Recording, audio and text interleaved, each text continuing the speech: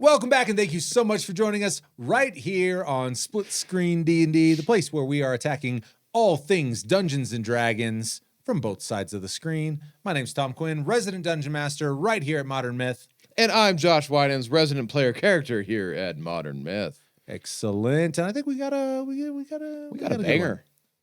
What do you got? So, this is I like this conversation because it's subjective. I think it's going to be a different conversation at every table. So let's see what we come up with here tonight. Right. The rule of cool. Ooh, the rule. Well, I'm kind of known for my rule of cool. Oh, you're fire red hot, baby. Well, ain't cool. That's not cool at all. No. So. Well, anyway, I think where we should start off is is always defining things. So, how would you define the rule of cool?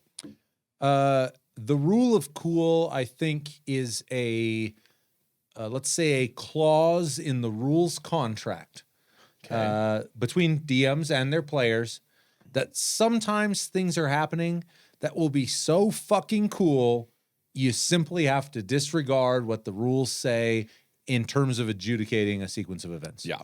No, I totally agree with it. I think that if a situation is occurring where it's like, that's why we play D&D, is for these moments to occur, then, or if a moment occurs where like, I don't know how that fits into the rules of D&D, then it is definitely a time for a rule of cool. Well, it certainly can be. I mean, I think you can adjudicate outside of the rules in very uncool ways as well, but yeah, Tom's pretty good at that. Yeah. Yep. I do what I can to just go squash. What is gonna piss these guys off this session, and I just throw it in there. Yeah, and it works. So I have maybe a different take on rule of cool, but we'll get to the bottom of that before the end of this. But so yeah, now that we defined it, I think the biggest source of contention with most people on this subject is, when do you employ it? Yeah. And I think the when really is kind of the question, because I think you can begin to exploit the rule of cool. And I think that you can, and I think that probably the people who would throw up the red flag as to say, at what point is the rule of cool just, you don't care about the rules anymore? Like, let's say 5 times per session, the rule of cool is breaking the rules. Yeah, then it's, again, why not write a book? Yeah, the when to implement it, I think the short answer to that question is,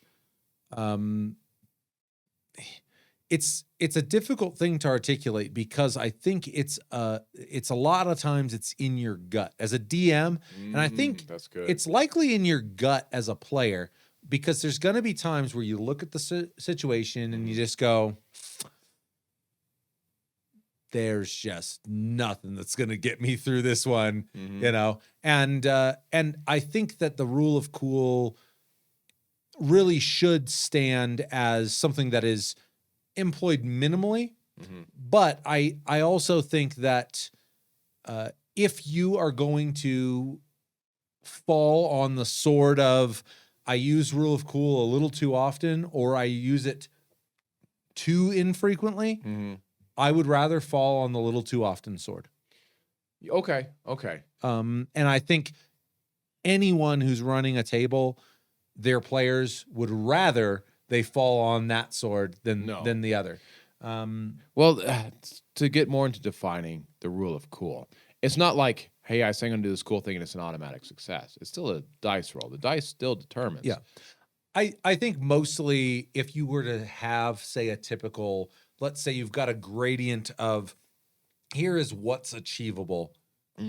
And what they're asking to do is outside of that realm. Something that you would apply a DC to that they simply could not make. The example, and someone might know where this example comes from. I have no idea where this example comes from. It's one of the oldest DM memories that I have from reading rule books and supplemental content. This could come from,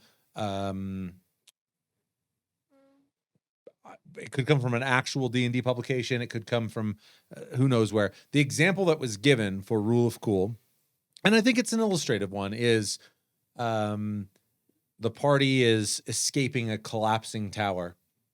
And the monk, who is slides down it. Yep. super agile, decides to surfboard a large piece of rock. Dope, by the way. Yeah. Now, for starters, as a DM, if Legolas style. If you're monk, I hate that scene. It's actually one of like the few critiques you could have of the franchise. Oh, Legolas. Anyway, and then you watch The Hobbit, and you're like, then you just want to kill yourself. Just please bring me back to that Legolas riding the shield thing. But no, I think it's a deal where that helps to illustrate the gut feeling thing. Yes. As a DM, this tower is collapsing, things are falling apart. This is a nuts scenario. Your monk asks to do that. All the rule of cool is asking you to do is take that DC that would have been a 50. Yeah. And make it a 30. And make it a 25. Make it a 28. Whatever it is, just slide that scale back so that now it's achievable. Right. Well, and something I like that you do a lot, because I was trying to think of how much you implement the rule of cool. I honestly think it's fairly often. I think in general, there's not many reasons, I think, for your player to ask to do something and you go, nah, that's not tight. I know, right? But what I like you do is you still make it a really hard DC, but sometimes it'd be like, okay, you get advantage now. Well, yeah, I think I think of the, let's call it RP advantage. It's not always RP, but that's the way I'm going to talk about it here, as being my caveat to inspiration. Yes, which gosh, that's a whole nother episode. That's a whole nother episode. But I actually think that to some extent you're likely awarding you're awarding inspiration at times in which players have kind of done the player version of the rule of cool. They have taken something upon themselves to do something so noteworthy that as a DM you're like, well, you did that and I didn't have to implement the rule of cool. I think I need to give you an inspiration. That was great. And so, but in those moments, I would certainly say, if someone just says, I want to ride a piece of rock down, but if they can give me a compelling reason for why that might work, that's the space where I would just say, I think that it's interesting. And the same can go. Maybe you award the rule of cool, but with a steep grade of you also have disadvantage on rolling it. Like it might be that might be nice. Cool. I think we're really dancing on the fringes of the rule of cool. The rule of cool fundamentally is you are forsaking completely, the rule set proper to allow something to play out. That's not to say you don't ask for a roll, but I'm saying like the rule of cool with disadvantage is maybe not even the rule of cool. Like that, we're starting to get into a space where it's just a reward. Yeah. So that line is then in that case, it's hard for me to. When would it be appropriate for the rule of cool, and versus just a reward for creative play?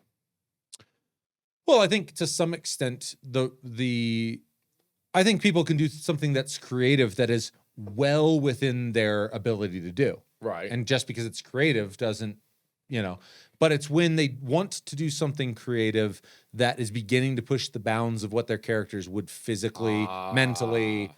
So like Kel being able to add basic 2+2. Yeah. Like if you were like, I see there is one sack of grain and one sack of grain and one sack of grain, and you wanted to discern how many total sacks of grain, I would have to implement the rule of cool for you to 6 intelligence for life. Otherwise, the answer would be anything but 3. Like you would just no. But I really think it really is an ask from your players that requires the DM to suspend their disbelief in the moment.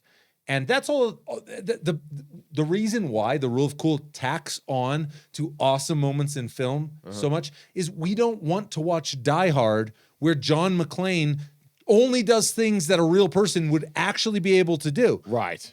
And the rule of cool is what really allows the scenes throughout your game to reach that epic 80s action and a lot of times that is fun. I actually do think that it really filters in that direction, because it's not a lot of times where, let's say, a massive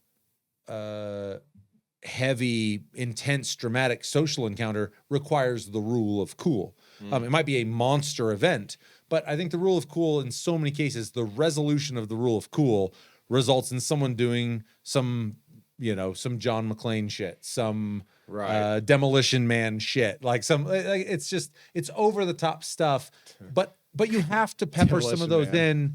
Yeah. Yes. You have to pepper some of those in.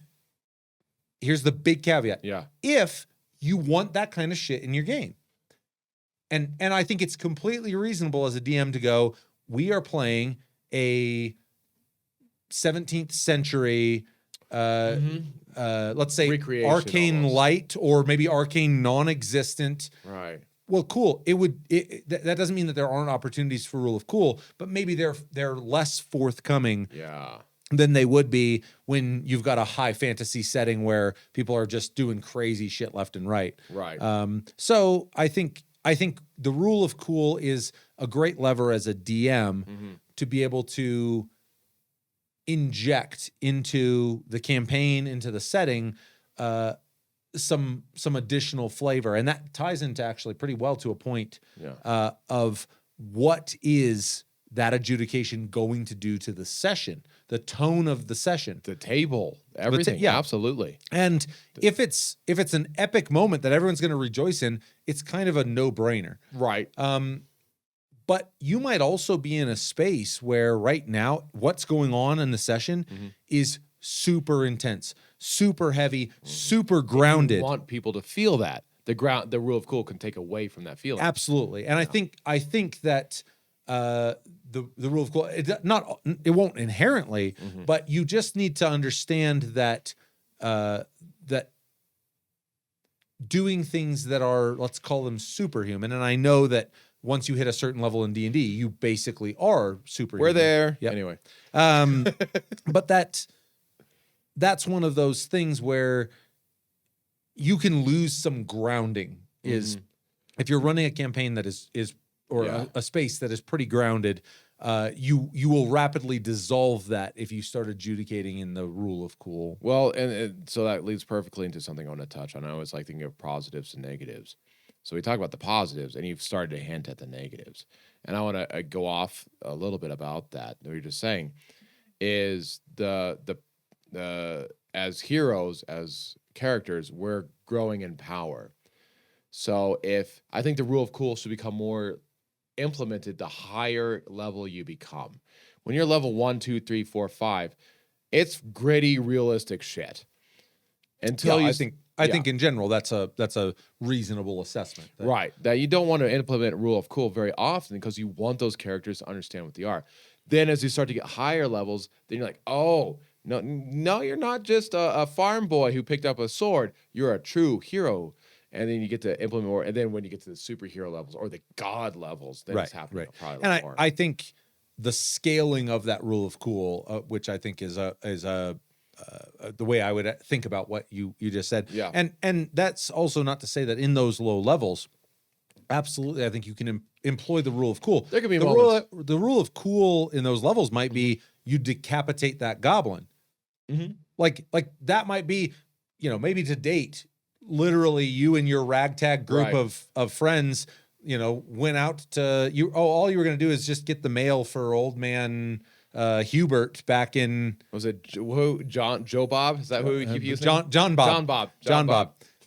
So you're going to go get the mail for John Bob. Well, cool. You're waylaid by some goblins on your way back. You've got the mail, and none of you are trained in swordplay. None of you, so maybe a player does something that's really over the top, and the result of that is a cooler than average thing that they might be able to do.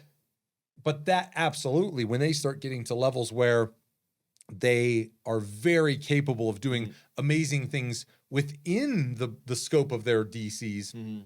Now, when you're implementing the rule of cool, you're starting to talk about Avenger level shit, like cities blowing up, them, you can get punched through 8 buildings and then you get up and you keep fighting. Like that's the kind of rule of cool level stuff that I think. And I was just thinking of a way to implement the rule of cool in the lower levels. It might be more of a luck thing. You know, like you're fighting and all of a sudden you just fucking cut off the guy's head and everyone looks like, holy shit, did you see I just did that? And which is at the lower levels versus the higher levels where it was more purposeful. Right. And I think probably also more anticipated, you know, that you're going to be doing things that are outside of the scope of keeping in mind too that the scope of your character's abilities are also growing very much. So challenging that, you know, what is within your scope also is a further reach. But I absolutely think the rule of cool. So I mean, talk with me about we did touch a little bit on the negatives, but talk with me about as a player, because I really do think the positives. I mean, there's a DM can reap all sorts of rewards by implementing the rule of cool. But as a player, make your case for other DMs out there. Why, unless you disagree, I don't think you do, but unless you disagree about the rule of cool being implemented, why should DMs who maybe are you know turning their nose up at the notion of the rule of cool, why should they consider employing that for their players? Not to throw you completely under the bus. I feel like I'm more on the conservative side than you are. Like I think it should be much more cautiously given out. All right, you're wrong about that for starters. And that's fine. Yeah, it's okay to be wrong sometimes, Tom. But I'm a DM. No, it's not. Falling rocks, Kel's dead. But to talk to the DMs out there, as far as why to do rule of cool at all, again, why do we play this game? We're kind of trying to recreate the stories of old, whether that's, you know, the classic, you know, Beowulf or the Avengers, you know, whatever. We're trying to recreate those. And in every single one of those stories, they have these moments where it's impossible odds, and yet they come through. And those are like very crucial moments. So if you don't allow those moments to occur, you're robbing yourself and your players of those opportunities. I think you illustrated probably the perimeter that I like the way that you articulated it, is that that perimeter of it's against all odds. So you've hit the perimeter where at this point a character or the party or someone is going to have to do something fucking cool. Yeah. If this is going to work. Right. And there it is. That's where you're looking at it and you're going like, this is maybe a no-win scenario. And this is not to equivocate that to, as a DM, providing outs for bad decision-making. But I absolutely think using, I'm going to riff on the monk riding the, right. Let's say you've had a phenomenal combat encounter and the players have come out victorious, but in the process of that, this tower is collapsing. Okay. How are you possibly going to run? I mean, we're talking about this tower is collapsing. It's not, oh, well, some stones are falling. And how are you going to run the players escaping? Well, it's a great opportunity for all of those players to go, and we talked about this in exploration pillar a little bit, but all the players to think, what skills do I have that might get me out of this? However unlikely those skills might be. Oh, I'm trained in acrobatics and dex is my highest score. Right, great. So boom, you jump, you're surfing it down. All right. Maybe the wizard is feather falling some portion of the party. Right. Maybe and all of a sudden you're adding value to what should be a death sentence. I mean, this you know, you're whatever 20, 30 stories up in this tower, and it's falling down around you. Now, instead of that being a dire moment to kind of grieve the end of our players, it's a moment to all of a sudden become even more. And you may find that rule of cool moment where you go like, okay, there's nothing about the combat that was outside of their grasp. They were able to, and maybe that was a big, I can't believe we finally defeated that demon, you know, in the top of the tower. That's awesome. But what players might look back at is the escape from that tower, because players can intrinsically feel when they're pushing those rule boundaries. You know, it doesn't fall on deaf ears or blind eyes for your players when you're adjudicating something that really is in that gray space where it's like, you're asking a lot here, but let's see what happens. And some of the great moments, there's been a lot of like actual play D&D stuff. I know we've kicked the Critical Role horse a few times. It's not dead yet. Let's kick it just a couple more times. But the end of a great example of, and it's hard to say, we're walking a fine line on the rule of cool, but it's a good example of how potent allowing something to play out and allowing it against heavy mechanical odds. And I guess a brief spoiler alert for those on who have not finished campaign 2 for Critical Role. I haven't seen this yet. Got straight spoiled. Earmuffs. He's muffed. No, but so to not get overly invested in the specifics of that. Yeah. Effectively, we'll call it a ritual to bring someone back is taking place. Gotcha. And this ritual fails. Ooh. That's just it. It's failed. And someone says, "Can I try XYZ?" And it's like, all right, go ahead. But it's basically a 20. Right. 20. Not just 120. Second 20. And it was literally a deal where I would be blown away if Matt Mercer had every intent for that to not have. But how, as a DM, do you argue with that? Yeah, you can't roll. Yeah, and 2 20s in a row. Yeah, actually, I think it was a percentage dice and a 20. Okay. I believe it was, but it was like the percentage dice had to basically be like 90 or 100 or something, Right. And it was just an unbelievable series of rolls. But it's just a deal where, because there's already kind of this expectation of this is maybe impossible, this is so on the fringe, that if there's success, the payout, it's the equivalent of hitting the jackpot on the slots. You've been pulling that arm for however long. Well, it's like that person's dying on the street, and you try to resuscitate them 1,000 times, and you just give up, and then they cry, and that teardrops hit their face, and that's what wakes them up. I mean, it's that kind of idea. Yeah, I really think it's you begin working on the fringes of what the game system allows you to do, and the fringes of what your character is capable of doing. Right. And when that barrier becomes permeable, even for short periods of time, really magical things can happen, but not unbeknownst to your players. And one of the risks you can run with Rule of Cool is your players begin feeling like this is a world without consequence. Yes, that's what because they talk about negatives.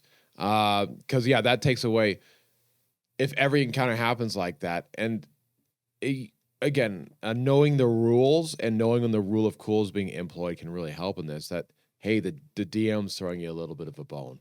And if you are like, hey, you did that other thing in the previous encounter, and you start trying to punish your DM for rewarding, then he's never going to give you the Rule of Cool. Yeah, 100%. You bring up a good point with regard to the player side of things. Is think of the Rule of Cool as a gift. Yes, it's a gift. And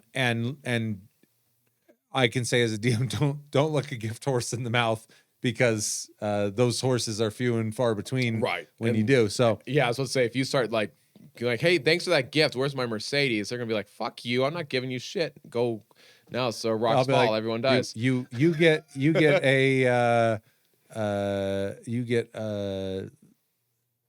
Lumpy, but I love Lumpy. I know you love Lumpy. Asshole.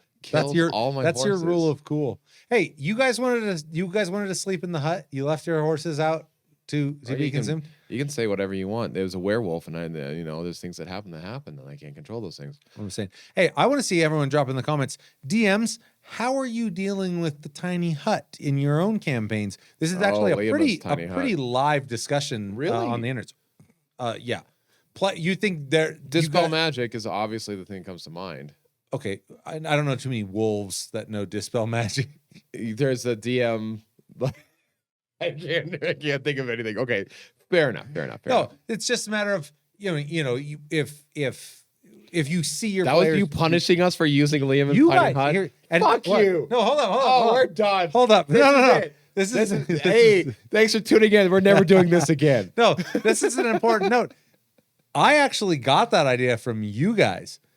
You guys were reminiscing, or not reminiscing. You were ruminating at the table as you sat in the hut, and you went like, "Shit, are the horses going to be safe if we leave them out there?" And I went like, "Are the horses going to be safe if you?" It was that whole session, half that session played out. I'm because pouring you guys myself a beer right now. We're speculating. You guys were speculating as to what was transpiring. Tom kills everything we care about. Well, yeah, I'm a DM. I mean, like they already knew that. Like, anyway, we got seriously distracted. People who don't know what's going on are like, "What the fuck are they talking about?"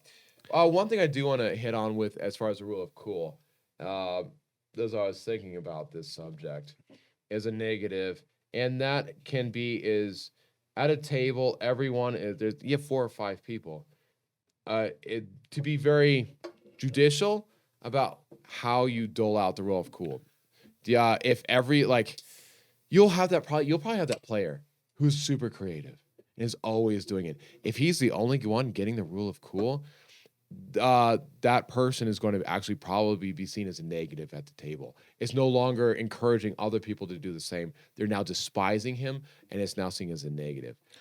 Despising is a strong... Dude, if favoritism at a table is no, a cancer. No, I will say favoritism at a table. One caveat I'll put to that is I think it is incumbent, like the rule of cool is not something, never should be something that a DM is injecting of their own volition.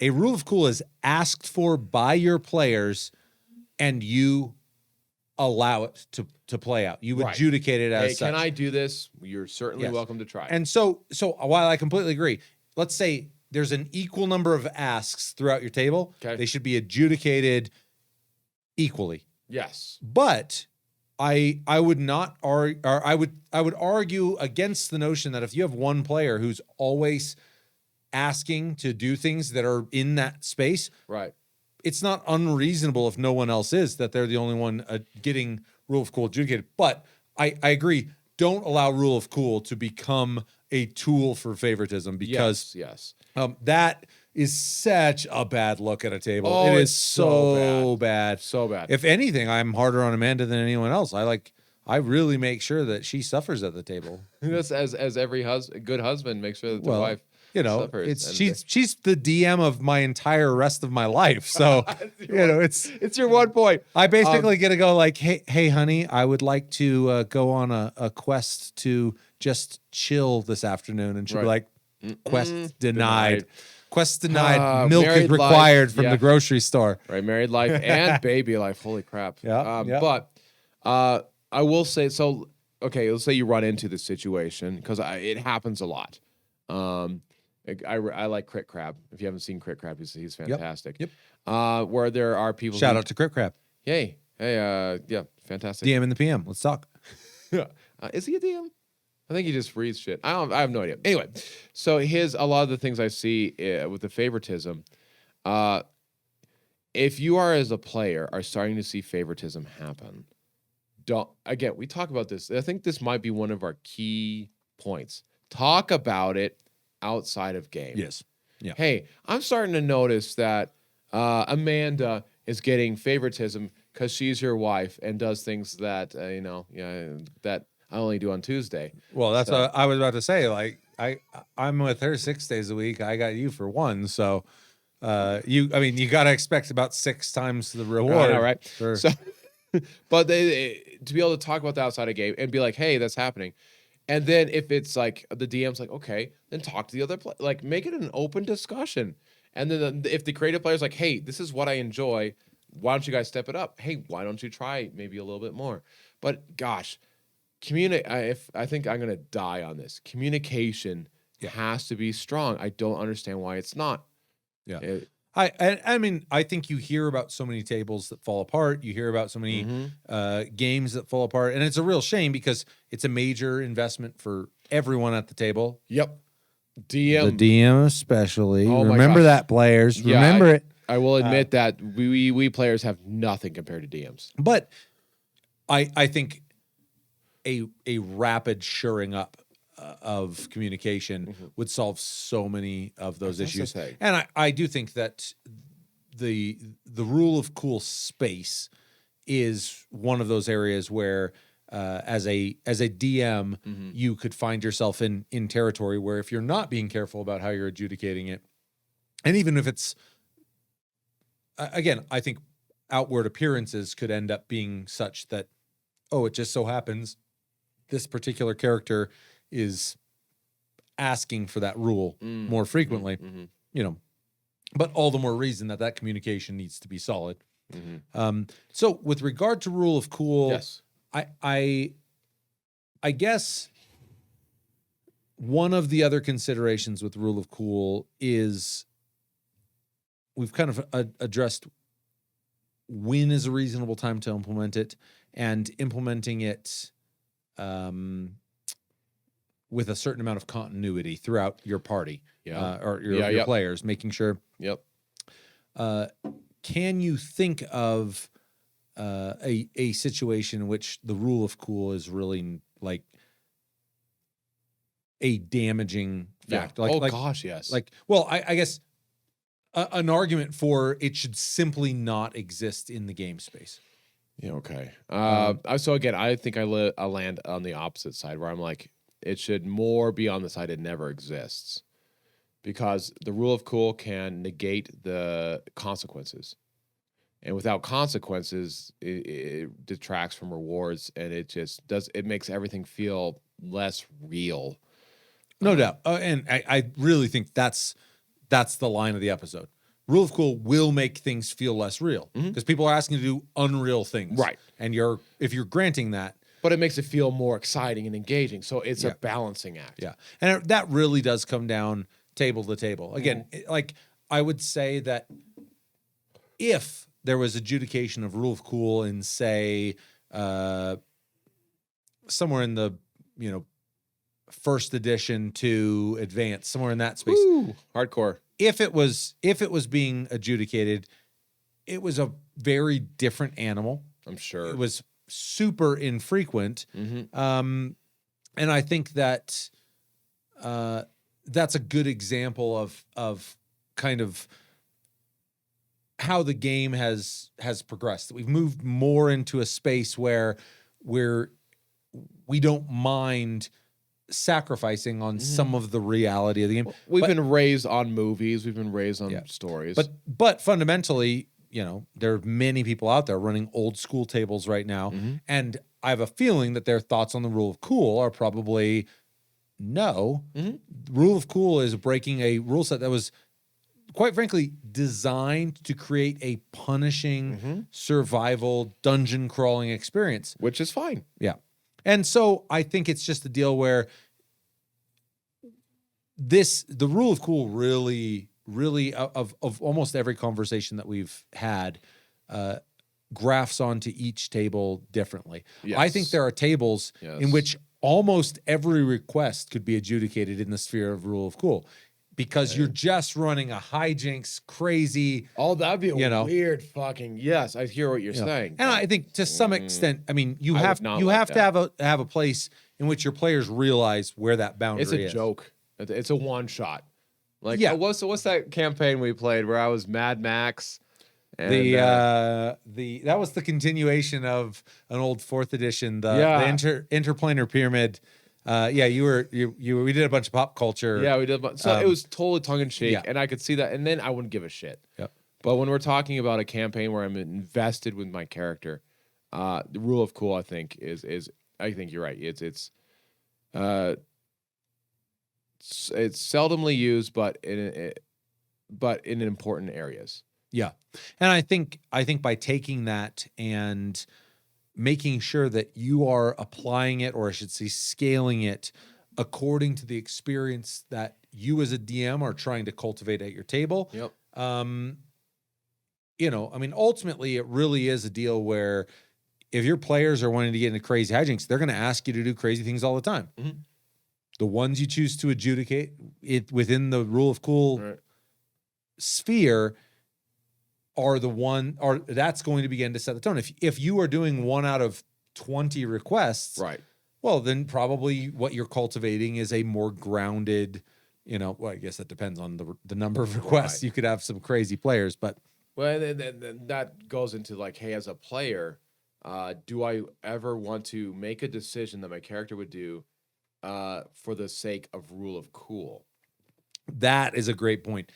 It is to rule of cool, if you could help it as a DM, would be a concept your players are oblivious to. Yes. That is because the situations in which as a DM you want to reward your player by adjudicating it as such are the ones that feel the least like you're reaching for that lever as a player and going like, I know it's there, please just pull it for me. Come on. As opposed to I'm in a mode where like, what other options do I have? I've got to try this. Right. And it's almost a reward out of desperation from a DM standpoint. Yes. Where the ability to simply do, and not in all cases, there are many cases where you just want to do something badass. But if it's something that really is beyond your grasp, you're probably in a spot where the things that are within your grasp are not going to solve the problem. Right. And those are the times where rule of cool is, one, I think in contention, and two, becomes really meaningful if you adjudicate it as such. So I think that's really a good examination of kind of why and when rule of cool should be applied. Absolutely. Just staying on that topic for 1 second. Yeah. As a player, how do you differentiate for yourself between? I mean, we're actively in the, and I might argue that the separation of player knowledge and character knowledge, but that's an imperfect separation. That's a permeable barrier. Yep. But how do you make a decision that may need rule of cool adjudication without actively searching for it? Yeah, because I think as a DM that reads as such nothing would make me want to adjudicate it as such less than watching a player just do it for the sake of doing it.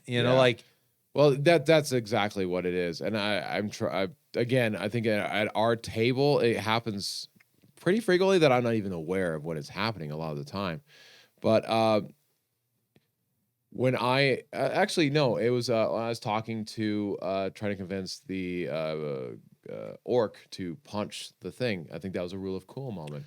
Well, certainly we kind of broke turn structure, I guess you could say. So we bent the rules, which I think is real cool. And I wasn't trying to do it at the time. What I was trying to think is like, what would be a really cool moment? What would be an interesting story? What would be an interesting narratively? And if that's your guide, I think you're going to be okay. That if you make a decision, like as a berserker, I'm going to pick the lock. No, I don't think that's going to get you a rule of cool ruling. But if you're like, man, I'm a berserker, we got enemies coming down.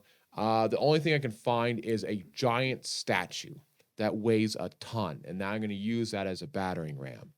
That's adrenaline's pumping through him. He's raging.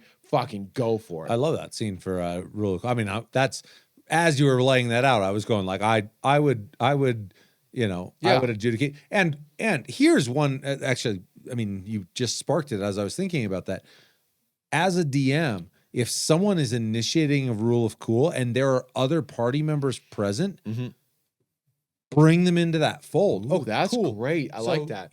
Allow. Now, there are times where absolutely an individual character needs to have that rule of cool moment. Yep. But like the one you were just breaking down is, the barbarian. I keep calling them berserkers, I think, but barbarians, subclass, actual class. No one plays berserkers. If you're playing a berserker, don't play a berserker. Anyway.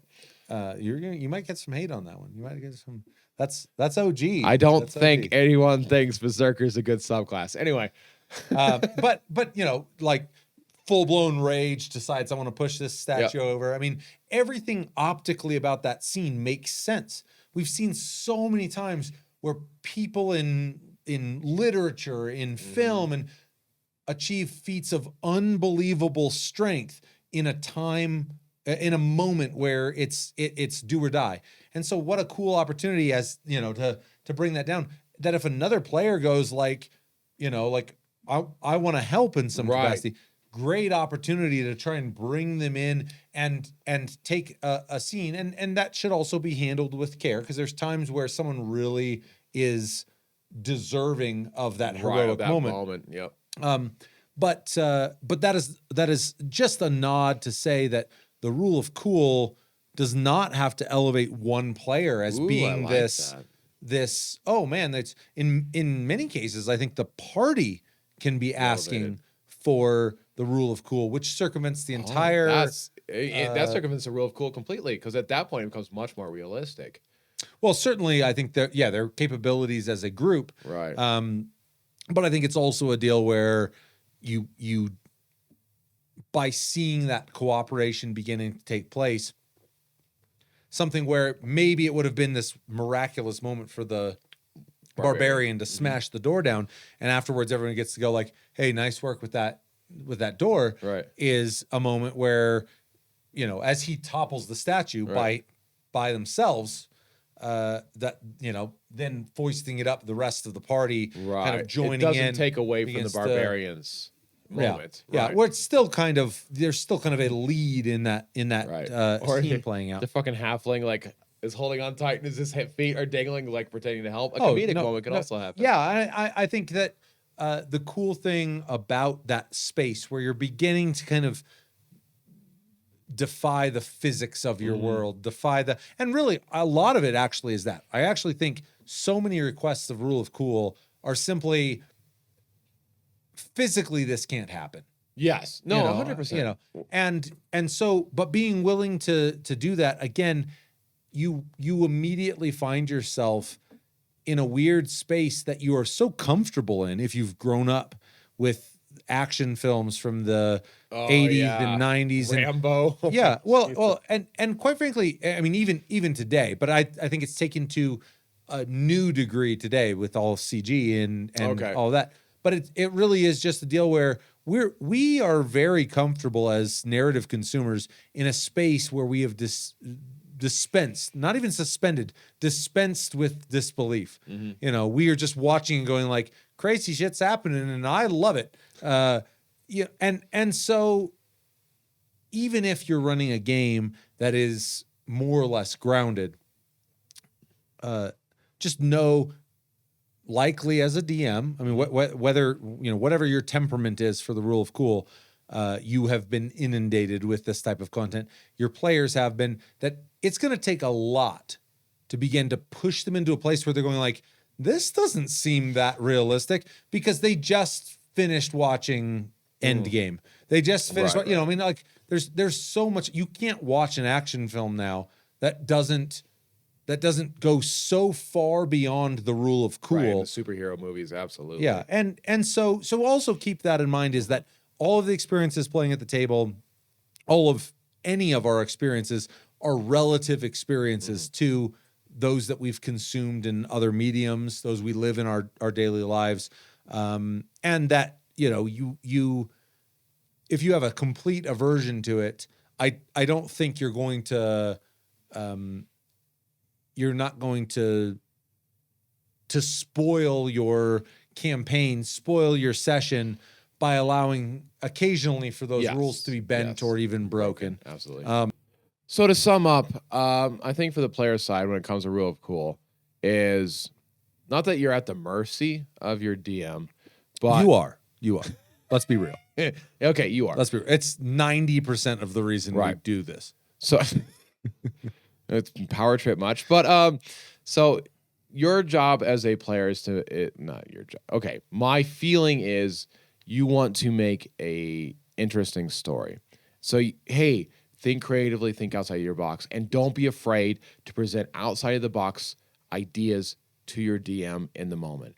And that's kind of where the rule of cool begins. But I think really the rule of cool is a big part of the DM world. So I mean, the red flag, green flag exists in the DM sphere, absolutely. Yeah. But I love that you touched on. I mean, it has to be initiated somewhere. Yeah, and it is initiated. That fuse is lit. It has to be on the player in side. the player side. Yeah. I think the rule of cool, just interjected by the DM with no prompting from their players, is them just breaking the rules to save the players and get them out of a bad situation. I think it is a skirting of potential TPK, skirting of player death, skirting of and again, to each their own. Everybody has their own feelings on that. But I think really, if we're talking about rule of cool, it needs to. And what I love about it is it is a rules breaking or bending space in which players and DMs have to hold hands. Because a DM, if you're just, no, gross. He rejected me just now. All right. No. It's not cool anymore. Right. No. Apparently, if you say someone's gross for trying to hold your hand, they don't want to hold it anymore. Yeah. Hey, dating tip for all you guys out there. Yeah. Basic human interactions. But no, it's just a deal where I really do think it's a deal where your players initiate that. Mm-hmm. And there's so much of this that happens so much at the table within the rule set. Your players initiate something. You adjudicate. Right. When you begin pushing out of those bounds, like I said, I don't think we're talking about the same thing. If the DM simply, if the whole tower's collapsing and you're going, well, what do we do? And the DM goes like, well, you could surf that big rock down. That could be cool. Mm-hmm. Well, like, who the hell's idea was that? Like, that's not the DM's place to suggest what you should do in any given moment. It's just to adjudicate it. And I think I love that the sum up here fundamentally crosses the screen. The sum up, I think, like you said, for the player is, if you want the rule of cool to be adjudicated for your player or for your party, you have to start asking for it. Mm-hmm. At that point, it's in the DM sphere. And the thing I would say is, your own tables, your own players, you adjudicate as you see fit, given the implications that will have on your game, on your session, on your overall campaign.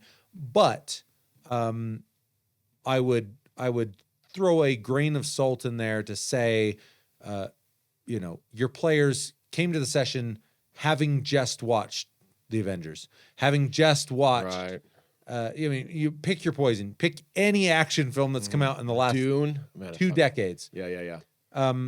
Their disbelief has thoroughly been suspended. Mm-hmm. You allowing them to push those boundaries a little bit is not going to outright break your game world. Right.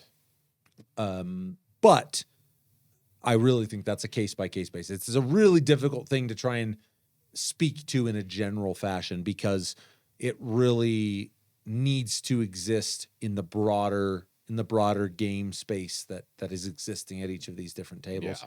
Yeah. Subjective topic for sure. Yeah, no doubt. I think that that's probably about all we've got as far as I think so. Rule of cool. I think massive tool if it's going to result in the tone and tenor that you want at your table. If it's not, then it's worthless. Yeah, no, it really is an interesting lever in that. And I think in every, from the player side and the DM side, is what you're doing adding to the enjoyment of the game, or is it taking away from the enjoyment of the game? Perfect. So, with that, for all of you guys at home, we so appreciate you guys joining us. We would love it if you would like, comment, and subscribe. We would love to hear. What I would love to hear is Rule of Cool. What are you doing with Rule of Cool? Give me the coolest shit your player has asked to do and pulled off that thoroughly landed in that sphere of Rule of Cool. I'd love to hear that down in the comments. If you're joining us via podcast, thank you so much. Indeed. We really appreciate that, and we would love it if you decided to follow us to get all of our future episodes that are coming out. We're going to have them coming out every Friday on all of those wonderful places you consume podcasts. So does this release on Fridays? Releases on So Fridays. when we say it's happening Tuesday night, it might be a little confusing. We record on Tuesday nights. Yeah, we record on Tuesday nights. We do all sorts of other stuff on Tuesdays. Yeah, but that's Tuesday nights. Yeah, that's Tuesdays. It's Tuesdays. But yeah, releases on Fridays. So be looking out for those. We really appreciate all you guys joining us. It means the world to us to have you here. So, here we go. The heroes against a odds. The insurmountable odds. Our heroes have saved a village. Returning home to the village, the king or lord of that village welcomes our heroes back. How does he greet them? Go. Heroes, the work you've done here today, impeccable. My kingdom, safe. Because of your actions, I would like to bestow upon you a little gift. Reaches into his bag of whatever.